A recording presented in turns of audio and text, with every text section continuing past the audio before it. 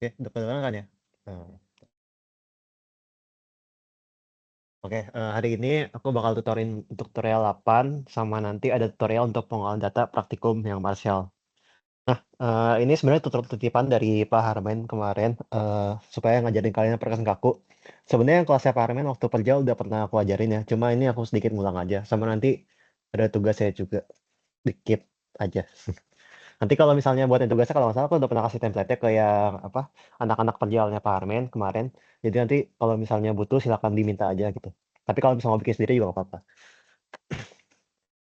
Nah ini pokoknya yang penting kalian tahu cara ngerancang si desain perkakas ngaku aja. Yang pertama kita butuh data LHR, terus mau berapa sih LHR rencana di RMS lainnya itu diproyeksiin. Terus kita pakai asumsi tebal plat. Misalnya mau ditaruh dulu 10 inci atau 0 inci gitu juga boleh gitu. Nah nanti dicek si WL nominal berapa. W18 itu adalah kumulatif SL-nya. Terus ada data inputnya sebagai berikut yang di kanan ini, yang ada banyak ini. Kemudian dimasukin ke persamaan untuk menentukan W18 yang desainnya. Nah, nanti kan diperoleh itu berapa yang desainnya. Nanti dicek apakah si yang desainnya ini sama dengan yang di nominalnya. Itu dengan cara mengiterasi si apa namanya, si tebal platnya supaya nanti W18 desainnya itu sama kayak yang nominal yang diinginkan gitu. Nah, kalau misalnya udah cocok berarti nanti udah kelar. Gitu doang. Nah, ini persamaan dasarnya. Yang pertama, ini ada W18 itu adalah depth desainnya dalam satuan ESAL atau equivalent single axle load. Kemudian ada ZR itu adalah standar normal deviasinya.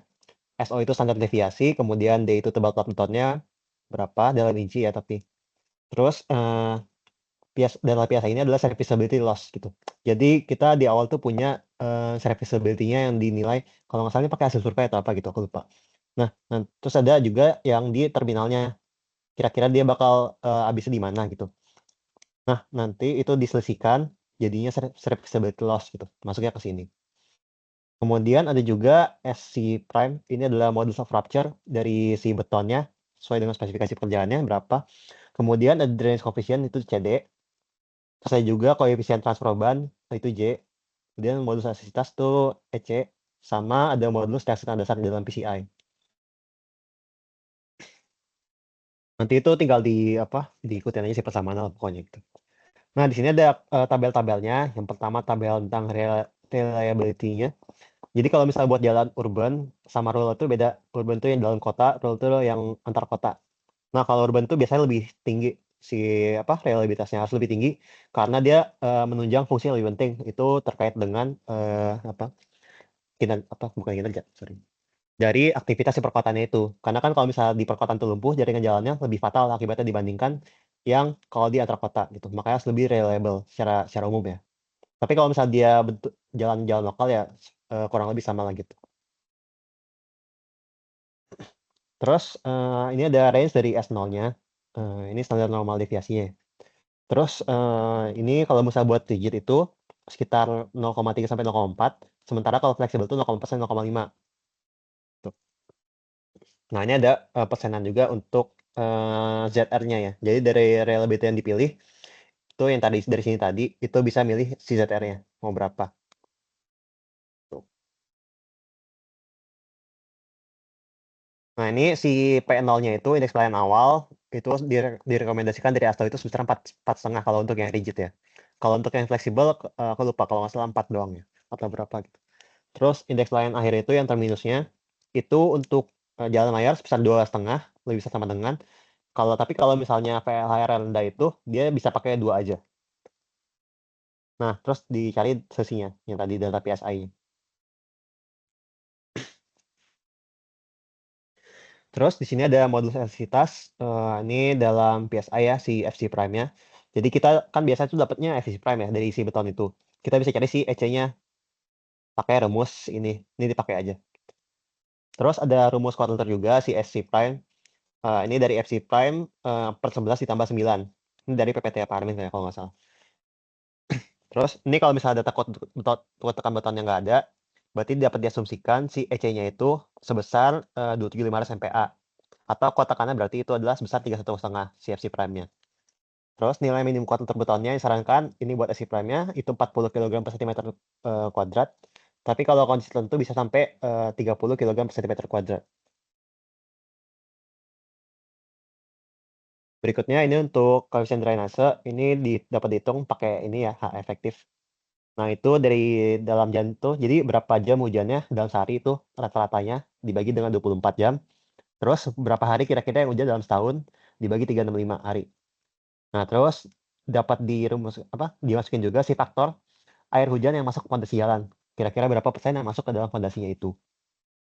Tuh, jadi itu akan menentukan berapa sih hari efektif si hujannya itu yang memengaruhi si pavementnya.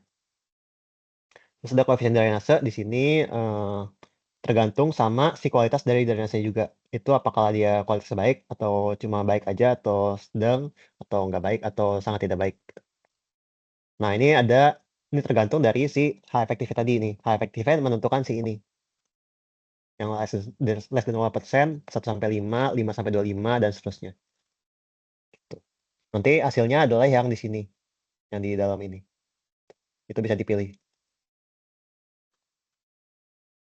Terus ini ada juga load transfer coefficient atau koefisien transfer beban. Ini tergantung sama si shoulder-nya, bahunya jenisnya apa. Misalnya kalau bahunya aspal berarti pakainya yang ini. Tapi kalau misalnya bahunya PCC yang tight berarti pakainya yang ini. Nah, terus apakah ada device buat transfer bebannya? Kalau misalnya ada berarti dia bakal pakai ini. Tapi kalau nggak ada berarti pakai yang ini gitu. Terus dari tipe perkerasan juga mengaruhi. Jadi bisa ada yang plain jointed and jointed reinforced atau yang CRCP. Nah, terus bisa menentukan juga si modulus resiliennya dari 1000 ms dikalikan dengan CBR dalam persen. Jadi misalnya CBR itu 5%, berarti 1000 ms kali 5 berarti jadinya 7500 si MR-nya gitu. Terus dari MR ini bisa menentukan si K-nya atau modulus reaksi tanah dasarnya. Tinggal dibagi sama 19,4. Nah, ini contohnya dari quiz 3 2021 yang perjalanan Pak Harmen. Ini data dasarnya kayak gini. Ada 4 kasus. Terus masing-masing ada total lalu lintasnya, kondisi drainasenya sampai kelas jalannya, dan seterusnya. Nah, ditanyanya berapa tebal kekerasan rigid yang dibutuhkan untuk setiap kasus. Terus sebutkan dan jelaskan faktor apa yang paling mengaruhi kebutuhan tebal kekerasan. Dikerjakan dengan metode ASTO dan asumsikan kalau hal-hal yang dibutuhkan. Nah, ini diasumsikan dulu. Jadi kita sebelum mengerjakan ini harus berasumsi dulu. Yang pertama itu jalan nasional bentuk jalan arteri dengan reliability-nya dipilih 90%. Berarti ZR itu min 1282. Terus jalan daerahnya bentuk kolektor R 80%, ZR sekian. Terus ini asumsi lainnya ditentukan aja. Kalau misalnya pokoknya tinggal lihat aja di yang bagian tadi itu yang sebelumnya ada rumus-rumus sama tabel-tabelnya itu. Nanti untuk menentukan si parameter-parameternya ini. Ini juga diasumsikan si bahunya kayak gimana sama jenis perkerasannya apa.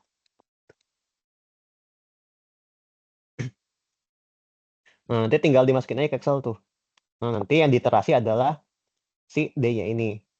Dengan kita mau menyamakan ini W18 dengan W18 yang di datanya berapa yang diinginkan. Dengan cara mengubah D-nya. Nanti dapat W18-nya sekian, tebalnya sekian. Nanti tebalnya ini dikonversikan ke dalam sentimeter. Karena dia kan masih dalam inci ya. Tuh. Nah, sama mungkin jangan lupa juga, ini sebenarnya lupa dibulatkan. Karena kalau misalnya kalian pakai 25988 kayak gitu, itu si tukangnya nanti susah gitu ngukurnya. Jadi pakainya kalau kayak gini tuh berarti pakai 26 aja gitu. Lebih tebal, lebih bagus, lebih konservatif. Nah, begitu jadi tinggal dibuat kesimpulannya dari kasus ABCD-nya. Terus nih soal 2-nya, intinya kalau faktor yang paling mempengaruhi itu adalah bar lalu lintas. Karena berdasarkan si persamaan tadi yang panjang itu, si ruas kanannya itu banyak nilai faktor yang mengandung variabel D atau tebal kekerasan. Tapi di ruas kirinya itu log W18. Jadi log W18 itu sangat berperan sekali dalam menentukan nilainya. Gitu. Makanya si D itu bisa membesar atau mengecil dengan signifikan berdasarkan perubahan dari yang si ruas kirinya tadi, yang W18 itu. Nah, secara konseptual juga ini masuk akal karena si perkerasan itu dibuat untuk dapat menopang dan menyadarkan beban yang berupa beban lalu lintas. Itu buat yang prestasinya, nanti aku coba share PPT-nya juga ya. Sorry, aku share Excel-nya.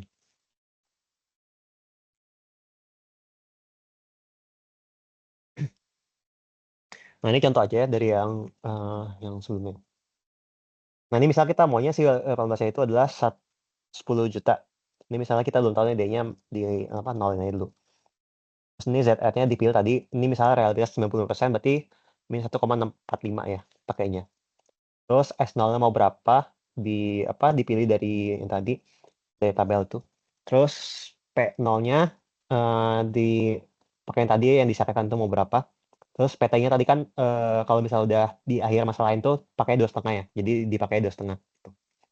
Ini data biasanya tinggal dikurangin aja dari yang si P0 dikurangi sama PT. Ini FC prime-nya diketahui dia 350 ya misalnya di sini. Jadi ini K350 si betonnya. Terus kita bisa ngitung si FC prime-nya dalam MPa. Tinggal dikalikan aja kayak gini. Sama ini dari mana? Ini dari percepatan gravitasi ya. Si 0,09800 ini. Pokoknya diikutin aja lah itu. Terus ini FC prime-nya dikonvert aja dari MPa ke PSI pakai rumus dari Excel. Terus ini SC prime-nya pakai rumus 57.000 kali square root dari FC prime. Ini pakai rumus FC prime-nya dari FC prime dalam PSI. Sorry. Dalam apa ini? Dalam kilogram per sentimeter kubik, sentimeter kuadrat dibagi 11 tambah 9. Terus FC prime dalam MPa-nya bisa dikonversikan lagi pakai percepatan gravitasinya. Dalam PSI-nya dikonvert aja langsung.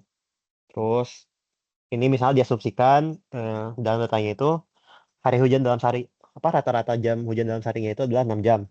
Sementara hari hujannya 180 hari. Nanti bisa dihitung dari situ. Oh sorry, ini WL dulu ya. Jadi berapa persen dari hujannya itu yang masuk dalam perkasan. Misalnya 80% di sini. Nah, berarti bisa dihitung si H efektifnya dengan cara membagi T dalam jam itu dibagi 24 sama T hari dibagi 365 dikalikan sama si WL-nya. Nah, itu kan nanti dapat tuh 9863. Berarti kita bisa masuk ke yang tabelnya.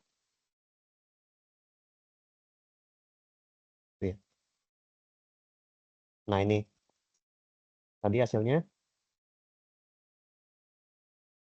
Hasilnya 9,863. Berarti kita bisa pilih yang di sekitaran sini. Nah, tinggal kita asumsikan aja mau pakai quality of drainage yang mana. Tuh. Nanti masukin aja itu hasilnya yang di dalam tabel itu ke bawahnya sini. Dari CD. CD itu log coefficient of drainage ya. Misalnya dia dipakai 1 ya. Terus kita mau pilihnya J-nya itu 3. Karena dia plan jointed terus type PC solder with load transfer device. Ini masukin juga si CBR-nya. Masukin MR juga. Ini dari rumus apa namanya? CBR dalam persen dikalikan 1.500. Jadi jangan dimasukin persennya ke dalam perhitungannya. Terus ini rumus K-nya tinggal pakai rumus dari yang MR tadi dibagi 19,4. Lanjut, ini kita bisa ngitung si welcome test desainnya berapa. Nah, ini kita nanti iterasi aja langsung pakai Goalseek misalnya di sini. Kalau misalnya dari Goalseek nggak bisa, berarti boleh pakai solver ya.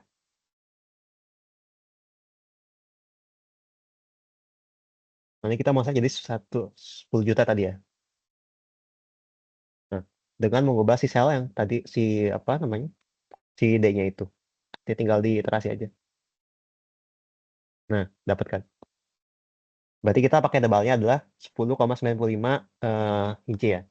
Dengan kalau dalam sentimeter dikonversikan jadi 27,8 atau sekitar 28 cm. Itu buat yang rigid pavement cara perhitungannya pakai metode ASTO 93. Kalau mau pakai metode lainnya juga boleh. Tapi yang waktu itu aku diminta ajarin cuma yang ASTO 93 aja sama Pak Armen ya. Tuh. Sampai sini ada yang mau tanya dulu nggak? Tunggu sampai 40.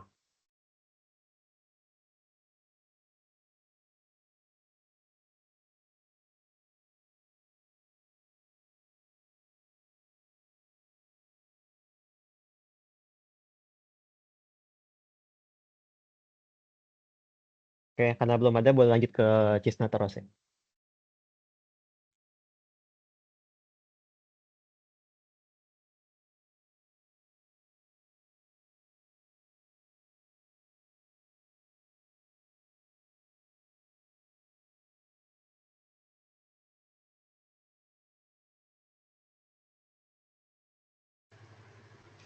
Bentar ya, aku share screen dulu.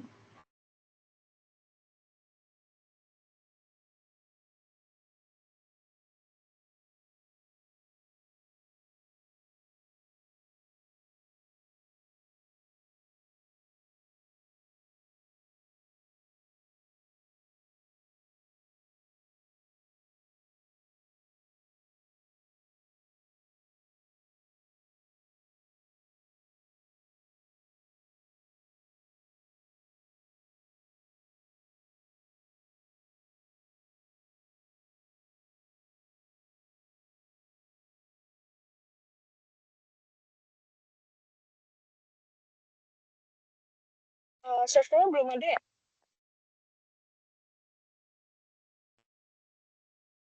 Udah.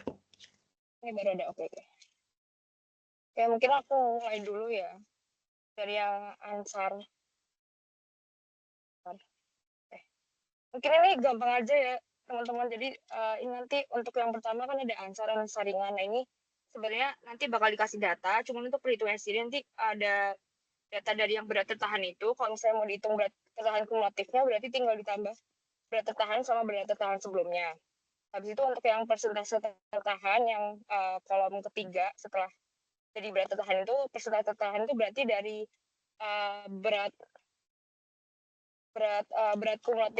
tertahan kumulatifnya dibagi sama total berat tertahannya, terus tinggal dikali 100 untuk diketahui persentasenya. Terus untuk persentase lolosnya berarti tinggal 100 dikurangi sama persentase tertahannya. Ini cuma gitu aja, cuman nanti bakal dikasih data. Terus nanti kalian tinggal bikin grafiknya aja untuk ansarnya. Nah, ini untuk ansar split sama ansar free-nya sama aja ya, dan ansar abu batu juga perhitungannya masih sama aja, dan nanti bakal dikasih untuk datanya. Mungkin bisa lanjut ke kontrol gradasi. Terus untuk kontrol gradasi agregat ini sebenarnya itu harusnya dihitung sebelum kemarin praktikum buat tahu berat-berat untuk campurannya. Untuk yang kontrol gradasi agregat sendiri, ini sebenarnya untuk yang persen lolosnya bisa diambil dari analisis saringan sebelumnya. Jadi udah dikasih data, terus kemudian untuk misalnya di agregat kasar untuk totalnya, kalian tinggal dikaliin aja persentase lolosnya dikaliin sama persentase ukuran saringan yang di atas itu, persentasenya nanti yang kayak 35, terus 45, 20 itu sebenarnya nanti kalian bisa iterasiin aja jadi sampai 100%, dan yang paling oke yang mana gitu. Nanti baru untuk total persentasenya tinggal dikaliin aja dari agregat kasar yang lolos dikali sama persentasenya itu. Terus nanti persen lolos campurannya berarti tinggal dijumlahin aja untuk ketiga agregatnya. Kemudian untuk batas bawah sama atasnya ini sebenarnya ada di standar, jadi nanti kalian bisa lihat, terus diambil aja untuk batas atas sama batas bawahnya. Nah, nanti sebenarnya untuk yang persentase di atas ini yang 35, 45, 20 ini kalian iterasi kan, nah, sampai ketemu keterangan itu oke semua gitu kalau bisa ya. Mungkin itu aja. Kalau udah nanti kalian bisa tinggal bikin grafik juga untuk persentase lolos sama ukuran saringannya. Sama halnya untuk yang kontrol gradasi agregat ACWC itu perhitungannya sama aja. Kalian tinggal ganti di ubah-ubah di persen lolosnya sama persentase yang atas itu yang buat diiterasi. Sampai nemuin hasil yang oke. Batas atas batas bawahnya juga diperhatiin untuk yang ACWC ya. Terus untuk yang kontrol gradasi yang HRS juga perhitungannya masih sama aja. Kalian tinggal iterasi persentasenya. Kemudian nanti tinggal kalian samain aja batas atas sama batas bawahnya tergantung sama standarnya gitu. Nah, nanti dari ketiga itu juga kalian bikin grafiknya dan dianalisis ya. Terus lanjut ke berat jenis agregatnya.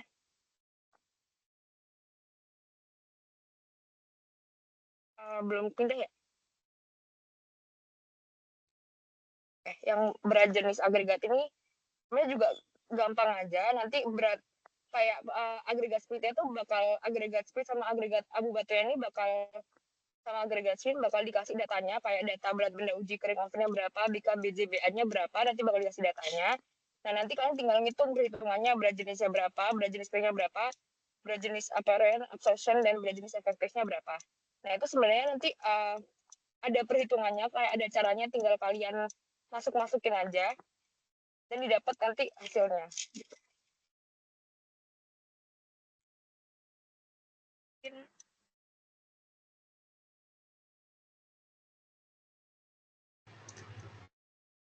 Oke, mungkin selanjutnya bakal dilanjutin sama aku setelah kalian ngitung berat jenis agregat.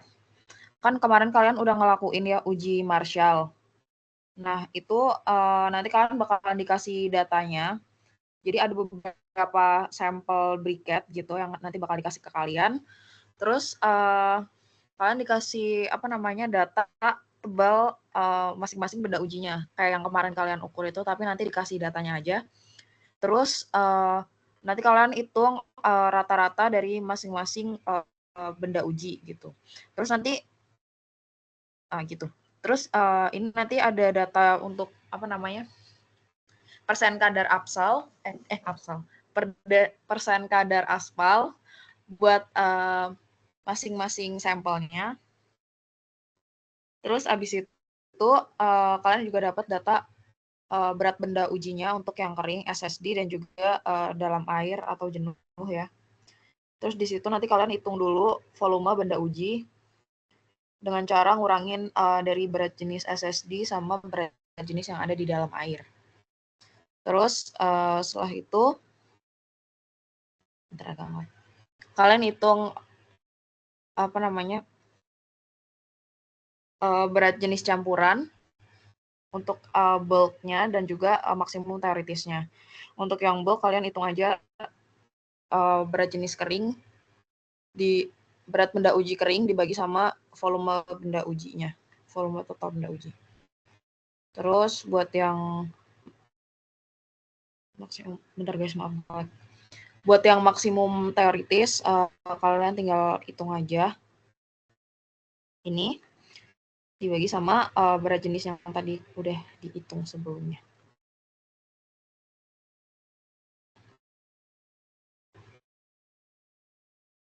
Terus buat nilai kepadatan itu diambil dari berat jenis campuran padat. Terus nanti kalian hitung, bentar ya maaf banget. Buat VIM, void in mixture. Nah ini kalian hitung aja itu dari selisih maksimum teoritis sama padat dibagi sama berat jenis campuran maksimum teoritisnya. Terus untuk yang VMA itu adalah si apa namanya 1 dikurangi kadar persen kadar agregat sama dikali sama berat jenis campuran padat dibagi dengan si berat jenis bulk agregatnya ini ya. Terus setelah itu kalian hitung juga VFA-nya dari selisih VIM dan VMA dibagi dengan VMA. Gitu. Terus selanjutnya kalian nentuin stabilitas. Nah, stabilitas itu kan kemarin harusnya dibaca pakai alat uji Marshall ya. Cuman sebenarnya alat yang kita pakai waktu tahun lalu sama yang sekarang itu kan beda. Nah, cuman nanti data yang kalian pakai itu masih sama dengan alat yang dipakai sama tahun lalu. Jadi cara pengukurannya masih sama gitu ya. Cara perhitungannya juga masih sama. Jadi ini nanti kalian dapat data nilai bacaan dari alat, stabilitas. Nah, terus nanti kalian tentuin angka koreksi stabilitas dari alat si Marshall itu sendiri. Itu caranya gimana? Kalian forecast aja dari nilai tebal benda uji, di forecast sama correlation ratio, dapat dari tabel ya. Nanti kalian forecast dapat nilai angka koreksi. Terus nanti kalian hitung stabilitas setelah koreksi. Itu adalah hasil dari bacaan alat dikali sama angka koreksi, terus dikali sama faktor koreksi stabilitas. Terus untuk nilai flow ini juga dapat dari hasil bacaan alat, dari data. Terus setelah tahu stabilitas sama flow, kalian bakalan hitung nilai Marshall quotient MQ dengan cara membagi stabilitas setelah koreksi dibagi sama nilai flow.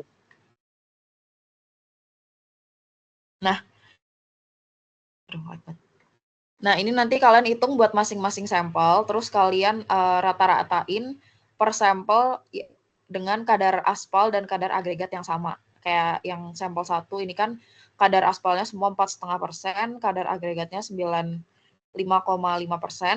Kalian rata-ratain semua nilainya gitu ya. Nah, terus selanjutnya nanti kalian masukin aja ke dalam tabel. Setelah kalian masukin ke dalam tabel, nanti kalian bakalan ngebuat plot grafik antara kadar aspal dengan masing-masing parameter ini kayak kepadatan, VIM, VMA, dan lain-lain gitu ya. Kalian bikin masing-masing plotnya, terus kalian bikin trend line.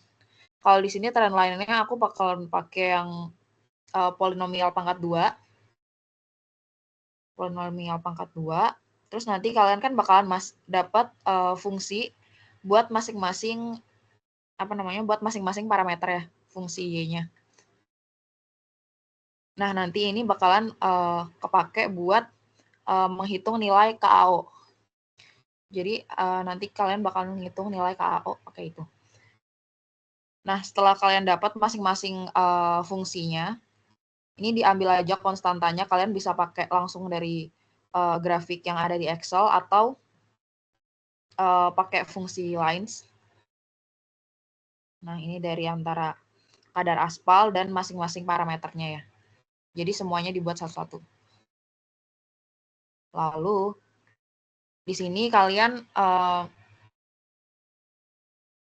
bentar, maaf guys, Excel konglek. Nah, di sini langsung kalian tulis aja buat penentuan KAO. Ini dimulai dari kadar aspal terkecil yang kalian uji gitu. Jadi kalau misal terkecil 4,5 ya ditulis aja 4,5 gitu ya.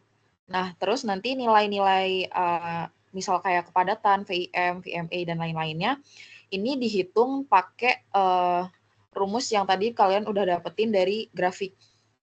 Jadi X-nya kalian masukin nilai si kadar aspal. Nah, nanti kalian bisa dapat masing-masing parameter, nilai masing-masing parameternya kayak kepadatan, VIM, dan lain-lain.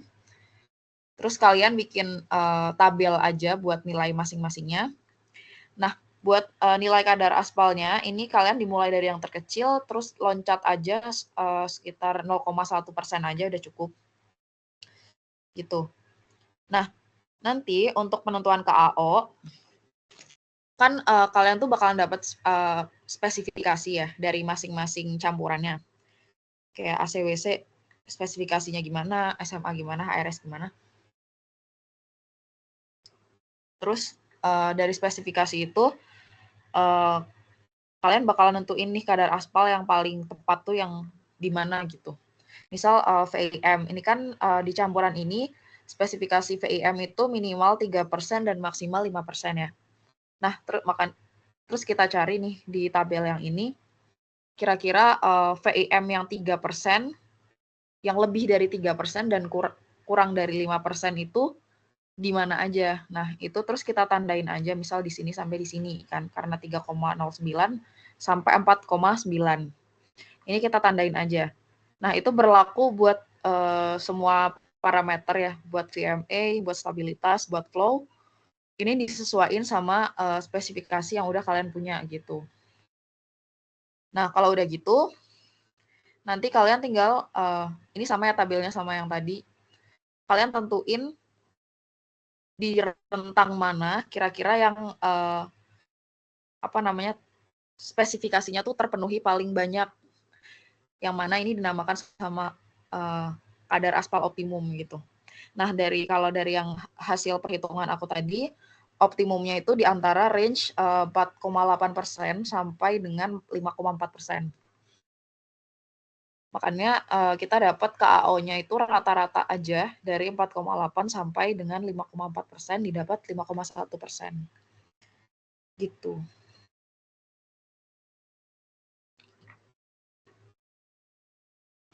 Oke, mungkin dari aku juga cukup segitu aja. Apakah ada pertanyaan?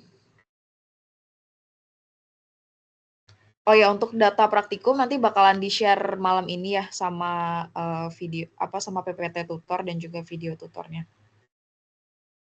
Aku tunggu sampai 19.57 deh. Kalau nggak ada pertanyaan mungkin bisa kita tutup.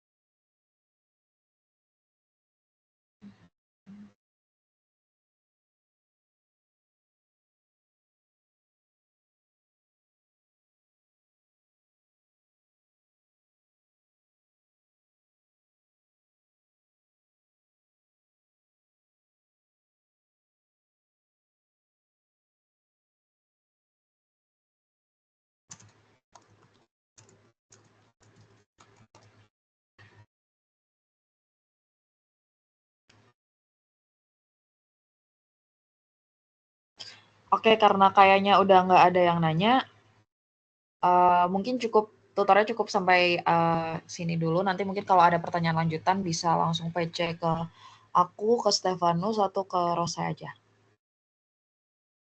Oke, mungkin sekian ya guys. Kurang lebihnya mohon maaf. Terima kasih. Boleh leave aja.